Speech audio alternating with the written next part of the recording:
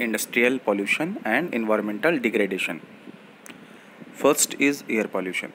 Air pollution is caused by the emission of CO2, carbon monoxide, sulfur dioxide, etc.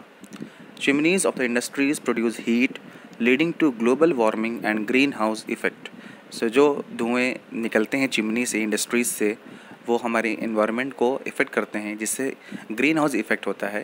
That means कि अर्थ का जो temperature है वो globally increase हो रहा है. Use of CFC in various industrial products depletes ozone layer which filters UV rays of the sun. So जो UV rays आ रही हैं सन से, अल्ट्रा वायलेट रेज़, वो हमारे अर्थ पे को जो ऑर्गेनिजम्स हैं उसको उस पर इफ़ेक्ट डालती हैं अगर ओजोन लेयर डिप्लीट हो गई तो. जो CFCs हैं, क्लोरोफ्लोरोकार्बन्स हैं, जो इंडस्ट्री से रिलीज़ होते हैं, उससे जो ओजोन लेयर है वो डिप्लीट हो रही है, जिससे अर्थ पर अलग तरीके की स्किन डिसीज़ क्रिएट हो रही हैं. Air pollution affect the human health of humans, animals and plants alike and also causes damages to buildings. So ये है नेगेटिव इम्पैक्ट एयर पोल्यूशन का जो इंडस्ट्रीज़ के थ्रू क्रिएट हो रहा है. Next is water pollution. Dumping of organic and inorganic industrial waste into water bodies pollute the water. Water pollution is also caused by the discharge of untreated chemical waste like dyes, detergents, acids, heavy metals like lead and mercury, plastics, fertilizers, etc. So जो भी industry से, factory से जो untreated waters निकलते हैं वो directly dump होते हैं, वो डायरेक्टली जाते हैं रिवर्स में, जिससे एक्वेटिक लाइफ जो होती है उनकी लाइफ पर भी इफेक्ट पड़ता है. Industries which produce paper, pulp, chemical, leather, acids, dyes, fertiliser etcetera generate lots of toxic waste which kills the aquatic life. So बहुत सी चीज़ें ऐसी निकलती हैं इंडस्ट्रीज से, बहुत से ऐसे बाई प्रोडक्ट हैं जो बहुत हार्मफुल होते हैं एक्वेटिक लाइफ के लिए भी, और बाकी जो लिविंग ऑर्गेनिजम्स हैं उस पर भी ये इम्पैक्ट डालता है. Next is thermal pollution. Thermal pollution of water occurs when hot water from factories and thermal plants is drained into rivers and ponds before cooling. So thermal है, गर्मी से, हीट से है. जब गर्म पानी, बहुत खौलता पानी जब रिवर में डायरेक्टली जाता है, सो वो एक्वेटिक लाइफ पर भी इफेक्ट पड़ता है उससे.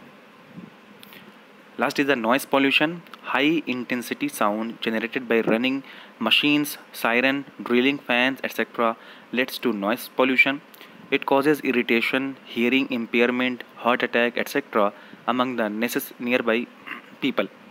सो नॉइज़ पोल्यूशन भी क्रिएट होती है इंडस्ट्रीज से. जो मशीन्स हैं, ड्रिलिंग मशीन्स हैं और सायरन हैं, फैंस हैं, ये सारी चीज़ें नॉइज़ पोल्यूशन क्रिएट करते हैं, जिससे लोगों के ऊपर इफ़ेक्ट पड़ता है. जो जिनके हार्ट कमज़ोर है उनके ऊपर असर पड़ता है, हार्ट अटैक होता है. सो ये भी एक तरह का हमारे पास पोल्यूशन है, नॉइज़ पोल्यूशन, जो इंडस्ट्रीज़ के थ्रू क्रिएट किया जा रहा है. Control of environmental degradation. So कैसे हम कंट्रोल कर सकते हैं, ये हमने पढ़ा पॉल्यूशन के बारे में, और इनको हम कैसे कंट्रोल कर सकते हैं. So minimising use water for processing by reusing and recycling it in 2 or more successive stages. Harvesting of rain water to meet water requirements. So हम रेन वाटर हार्वेस्ट कर सकते हैं जिससे हम कम से कम पानी इस्तेमाल कर सकें, पानी को बचा सकें. Treating hot water and effluents before releasing them in rivers and ponds. So हम वाटर को ट्रीट कर सकते हैं, एटलीस्ट जितने हम कर सकते हैं, जो चीज़ें उनके बारे में पढ़ रहे हैं. वाटर को ट्रीट कर सकते हैं मीन्स उनको ठंडा कर दें, फिर उसको हम पानी में, नदी में बहाएं, जिससे जो एक्वेटिक लाइफ उस पर कम असर पड़े.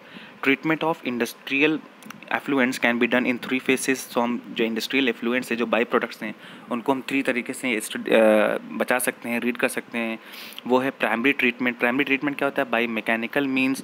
This involves screening, grinding, flocculation and sedimentation. So before dumping the waste into rivers, इसको हम क्या करेंगे? सबसे पहले उसकी स्क्रीनिंग करेंगे. स्क्रीनिंग मीन्स ये है कि उसको हम पहले छाटेंगे कि कौन सा किस वेस्ट में जाएगा. उसके बाद उसको ग्राइंड करेंगे, उसको और छोटा करेंगे, ऐसा ना हो कि वो पार्टिकल्स किसी एक्वेटिक लाइफ को असर पड़े, तो उसको हम और ग्राइंड करेंगे. फ्लोक्यूलेशन और सेडिमेंटेशन, तब उसको हम क्या करेंगे? उसको सेडिमेंट करेंगे, उसके पार्टिकल्स को अलग से छाटेंगे, उसको ड्रेन करेंगे और फिर उसको हम अलग कर देंगे. सो इस तरह से ये हो गया physical primary treatment.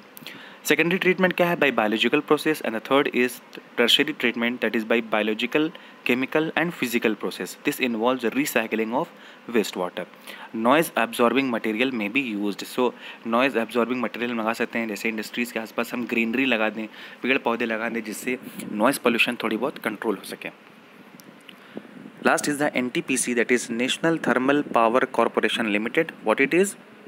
So NTPC is a major power providing corporation in India. It has ISO certification for EMS, that is Environment Management System 14001. The corporation has a proactive approach for preserving the natural environment and resources like water, oil, gas, and fuels in places where it is setting up power plants. This has been possible through, इसको हम कैसे कर सकते हैं, optimum utilization of equipment, adopting latest techniques and upgrading existing equipments. So हम जो चीज़ें नए equipment ला सकते हैं और जो जो पुराने हैं उसको हम upgrade कर सकते हैं.